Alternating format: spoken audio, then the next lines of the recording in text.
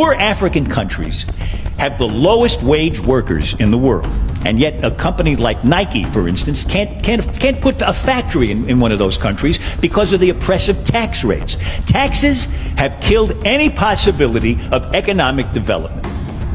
They've killed any hope of these countries ever helping themselves. And that leaves them completely at the mercy of charity and loans. And here's the worst part. You know why those countries have such high tax rates? Because of us, to show us that they can raise enough money to pay back their loans. But taxes can't raise any money if they kill the economies. So it turns out that the tragic, unintended consequence of our good intentions toward Africa, our kindness, is that we have encouraged those countries to lock themselves into a gruesome economic depression. If we don't urge those countries to cut their tax rates, they will never grow their economies. People will live lifetimes of unemployment. Disease will be rampant. Poverty will be permanent. Children will be hungry. And our charity will never be enough. Never. We're now going through what you call economic liberation. Our lives, our standards of living, right? This is now our true journey to Canaan. Because Canaan was about fruit for everybody. Plentiful, right? Land of plenty. This is where we are going. We're not in Sinai. And independent. We are on our path. And this is a joyful path, actually. All right? Yes. And what is happening is that those who misled us, right? Those who misled us, that even our political liberation will lead to our economic liberation, are now being forced to fall apart. They're all leaving. Yeah? Fagia water is now in place. All right? It is truly coming. Right? We are tired of this nonsense. Okay? Talk real issues that are about our stomach and our future and our generations to come. Right? Fagia water is in place. And the joy that is coming is phenomenal. Phenomenal. So, Eric. So we should focus on the journey. Yes. Not on Moses. Not on Moses. Not on the tablets. No. Not on creating our own gods. The Joshuas are being born every day. Right. I've given you a list of those who have laid their lives for this path. We are not in Sinai. No. We are on our journey now. One thing that's going to come is pain. Economic pain. And when that pain comes, it becomes a great unifier. Lynn, like you said, you are sweating very hard here. You are losing money. You're not making money. So you start asking yourself, what is it I'm doing wrong? There's nothing you're doing wrong. By the way, nothing. Don't even cry about it. You're innovative, you've been smart, you've got a good product in the market. There's nothing you're doing wrong. But the system is rigged against you. Yeah. That's all. So change it. And it will rig for you. There's nothing you're doing wrong. Anybody who is jobless today, it's not their fault. The system is literally rigged against you. It wants you there. There's nothing you're doing wrong. By design. By design. It's by design. Don't even think twice about it. So I said, eventually there are going to be enough people who are going to start asking themselves questions. Why am I in this pain? Why is my life not going on and getting ahead? And, the young community of Kenyans, whatever level you want to put it at, have access now to information because of political rights. We only had VOK, Voice of Kenya, which became KBC, as our TV and radio station. No other. Yes. You couldn't do shows like this. In fact, for any hot political news, we had to try and tune into radio to BBC or Voice of America, VOA. That's when you'd even hear the opposition leaders talking, being interviewed by them. Now, you have the information at your fingertips. Right here. Right here. So you're saying, others are enjoying good life. Wazungu seem like they have good life. How come I can't have good life? Yes. Even the competition here on social media has been very interesting. Somebody wants to post how they're eating well in nice restaurants, and somebody else wonders, why can't I have that life? One looks like they're dressed well. A lot of it is showbiz, but no matter what it is, one feels, why can't I? Yeah, there's a why can't I? Now, those questions are very good because they ask yourself, Kwani, are we less loved by God than others? What? I've gone to school. I was told that is the path out of poverty. I go to school, I get papers, I'll get a job, and I have a bright future. I come there, and even a doctor who, I mean, if there's a hard degree, it's called a doctor. I think it's the hardest degree. Yeah. Is having to go on the streets to beg for their salary, Yeah. and they are being treated like they are nothing. So it is no longer a prescription to get out of poverty. So you've seen, for example, there was the Limuru 3. Were you there? No, I wasn't there. Were you invited? Yes, I was. Why didn't you go? Yes, I was. I have great respect for Martha and Kioni, who we had a chat with. And we just had a variance of opinion about the structure of that Limuru 3. My view is that Limuru 3, in the contestation of history, was always a forum where a political direction was taken. And in fact, the very first one led to what you saw as the birth of KANU. The next one was Uhuru. But even the one of KANU had a mixture of communities, 1961. It did not just have Mount Kenya. My view was that we are not at that point. The point we are at in this country is to cement this thing called our pain, called the economy. We need to talk about it. We need to understand it.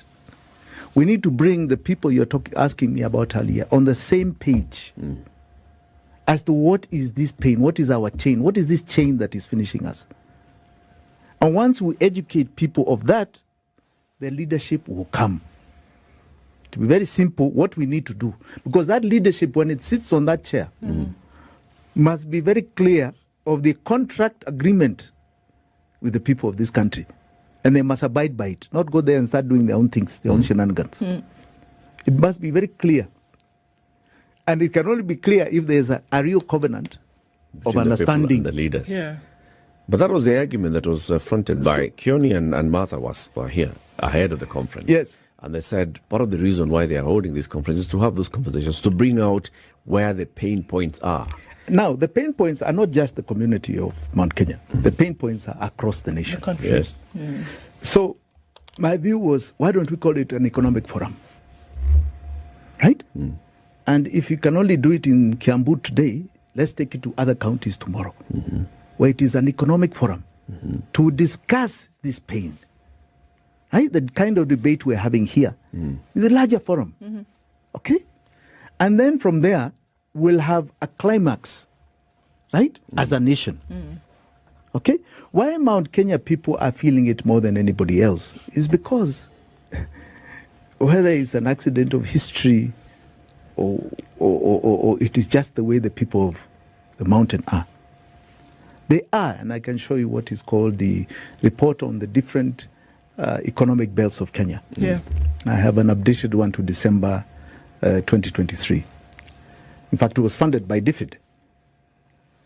30% of the GDP of this nation comes from the 10 counties of Mount Kenya, excluding Nairobi. All right? If you add Nairobi, it is getting to about 44-45% of GDP. If you look at tax, they say that we're over half of the taxation. They're generally the top of every pyramid, even the bottom pyramid. So the people of the mountain feel it a lot quicker than others. And I'll give you an example. There's this whole argument about, oh, why are you charging avocado, for example? But avocado is structured. You can catch them when they are selling it. Yeah. They're in cooperatives.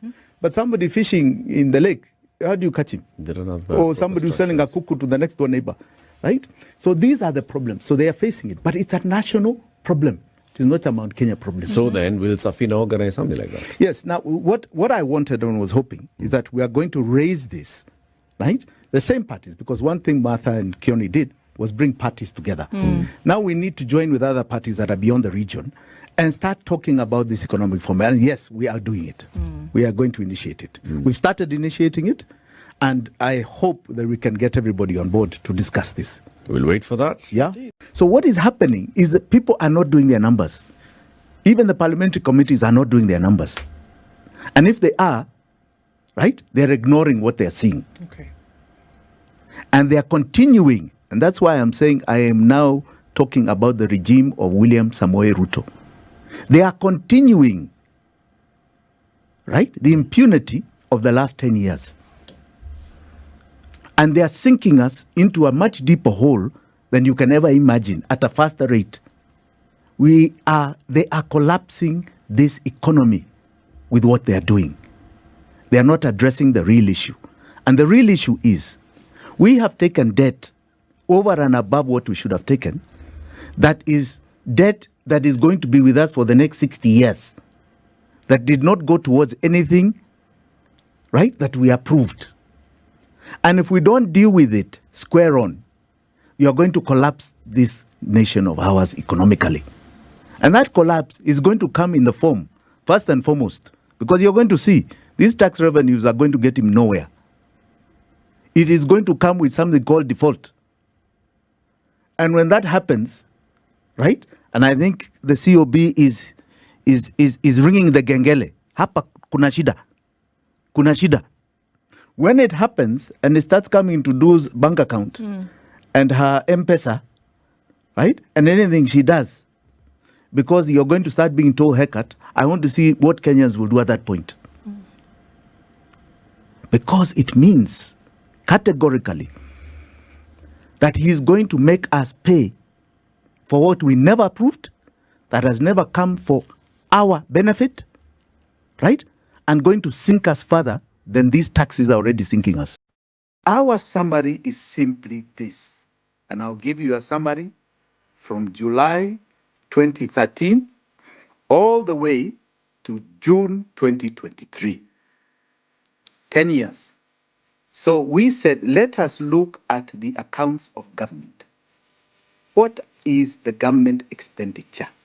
So we found a figure of 14.6 trillion. We said, very good. That's the sum total of 10 years. Fantastic. So how much income did we get? So KRA, we did their actuals, and that figure over that period was 13.3 trillion. So we had what you call a shortage of only 1.3 trillion for all those budgets of 10 years. That is what many economists like to call the deficit. Nice, simple, clean, 1.3 trillion. So we said, okay, how much did we borrow?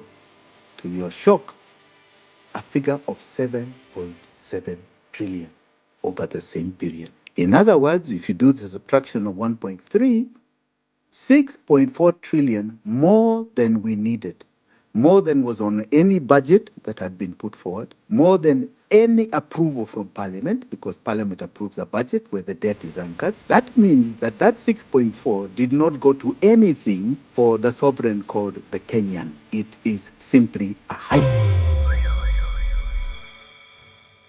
But we didn't stop there. We went on and we said, in the same period, how much of our taxes went towards our debt payments? We found we had paid 9.8 trillion for debt payments. Okay? What are we being asked for today? The figure is 11 trillion. This figure does not come down. This is a grievous fraud, and we are never meant to pay it. It is our chain, it is our slavery. If you were president today, what would be the 1, 2, 3 things that you would do to solve the crisis in the country? I'll tell you. The first thing is that I would cut off the chain of debt. Because I want you to understand that in as much as all this is going on, I told you we only had a deficit of 1.3.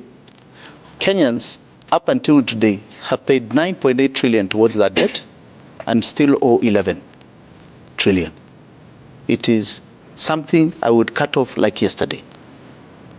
And that frees up government money to be able to provide services to Kenyans and stimulate the economy by taking money back to the people. And that is what you call now economic liberation. The one thing that has not been understood by many people up until today is what period we're in. We went through the political rights period, which is about cutting up this cake for seats, as they are trying to do now. Nobody cares about it because we passed it.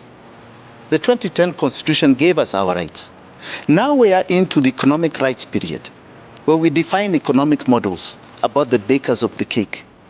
I, for example, am a capitalist who believes in an essence of social democracy. is social justice.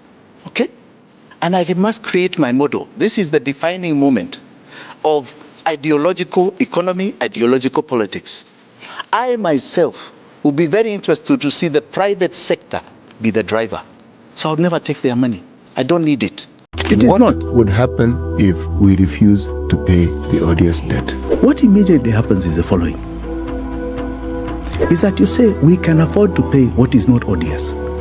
That one, put it aside, we are going to pay it. But we need to audit it. Because as I also have said from before, we are clearly, in my view, have overpaid this debt. So we need to have checks and balances on this, our figures. So we need to say what is legitimate, pass through our parliament, is in our budget, we shall pay.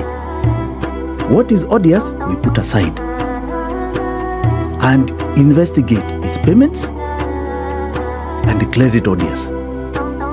Now, what will happen is that you have a crisis, but for a much shorter period.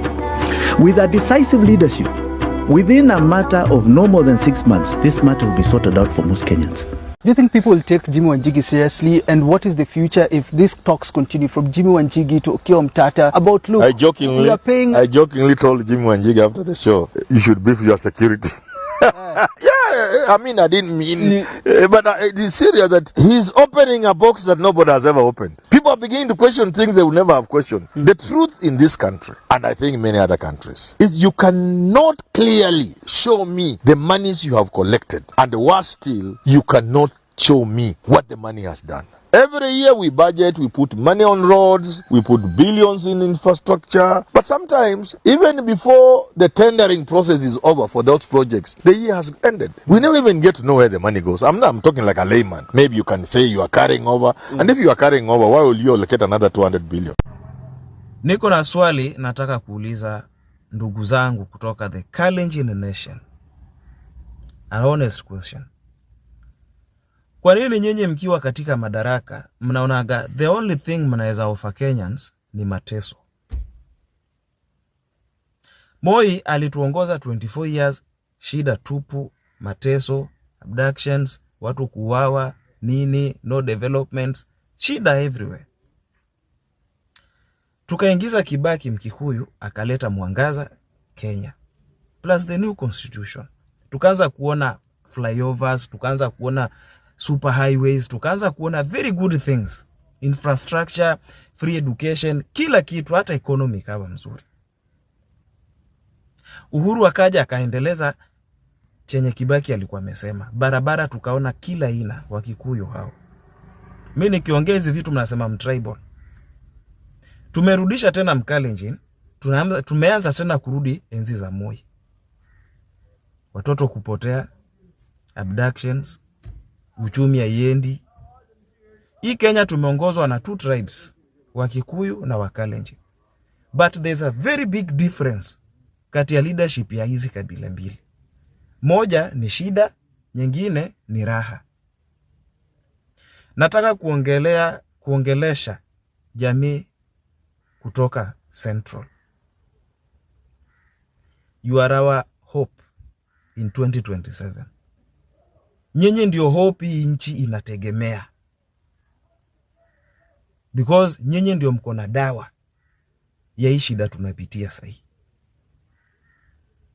Kuna video nimetengeza juzi kuhusu nyinyi, watu wakanikujia inbox, wengine hata ninakutana nao wananiambia, "We mbona unasema mambo?" Hapana.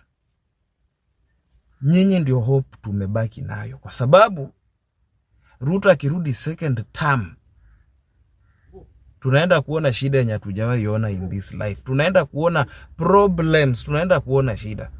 Kwa hivyo nyinyi Kiuks, wa Embu, wa Meru, Tharaka Nithi, nyinyi ndio hope tumebaki nayo. Tafadhalini msivunjike moyo, nyinyi ndio you are the only hope. Kwa sababu Wajaluo sahii wamekuwa total zombies, hawaambiliki, hatuwezi wategemea. Tunategemea Central mtusaidie, kwa sababu tunawahitaji. We really need you this time. Ndio maana niliambia watu, we can't wish you guys away. Tunawahitaji. Hii kura inakuja, haki tunawahitaji. Kwa sababu Ruto akirudi kwa kiti tumeisha. We are totally fin. Sasa kama sasa anaongoza hivi wakati anajua tena anahitaji kura na anaongoza. Je, akirudi sasa hahitaji kura ya mtu itakuwaje? Tunawahitaji.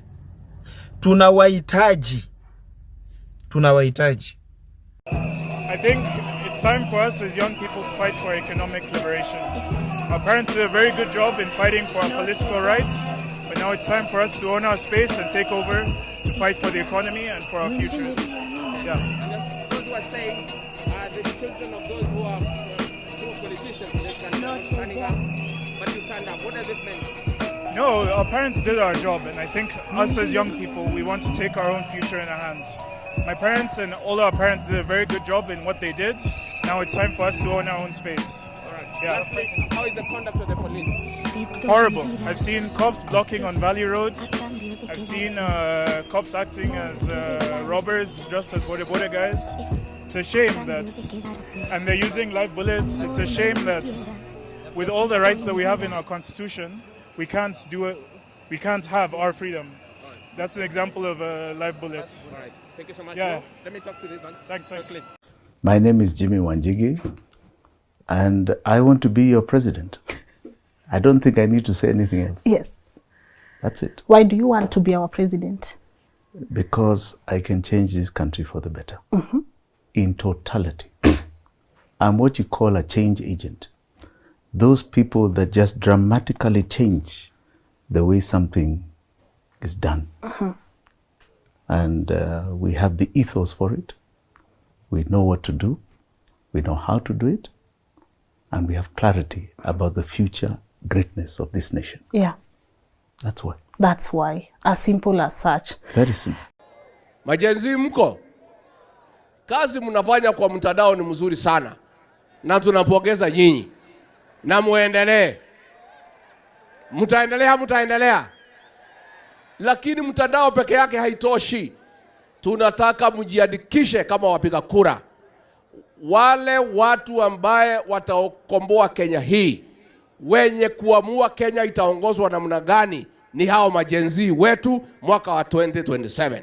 Lakini hamwezi amua Kenya itakaa namna gani kwa simu peke yake. Lazima mchukue vitambulisho, lazima mjiandikishe kama wapiga kura. Siku hiyo ikifika, muamuke saa 9, muungane na sisi na wengine, tuende pale kwa debe, tutafute uongozi wa maana ambaye utaheshimu wa Kenya, utaheshimu demokrasia na utakubali kufanyia kila mtu maendeleo. Tumekubaliana majenzi? Now, why do you want Ruto gone? We want Ruto gone because he is killing innocent people. He's wanting to pass the Finance Bill 2024. He's putting tax on sanitary products that girls can't even buy. He can't go to school. He's corrupt. He's taking the money. He needs to go. Yes. Out. If you're going to raise anything, start with your hairline. Nice. Control, Alt, Delete, Ruto. The drunk did better than you. Drunkard did better than you. Nice. Mungu yetu itoe Ruto Kenya, hata kama angalau na jali.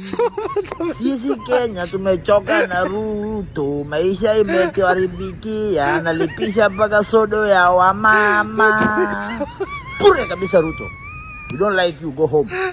Sasa tafuta kiongozi ambaye anapenda mwananchi na anapenda kijana kama. They want to be described as honorable even when they are horrible. They acquire things which they have not worked for. They promise us things that they know they will never deliver. And there is no shortage of such men and women in the African continent. Now the next election, Yes. unajua hawa ndio watakuwa nasema fagia wote ama mtasema namna gani? This generation, Yes. they used their might because they didn't vote. The largest vote in the last election.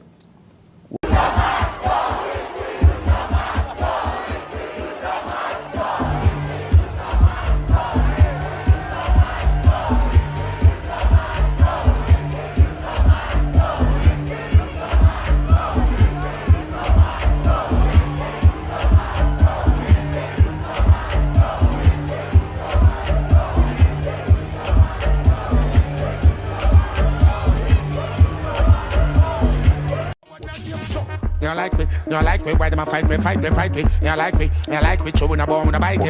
You like we, chewing a bitey. Don't like power and shit.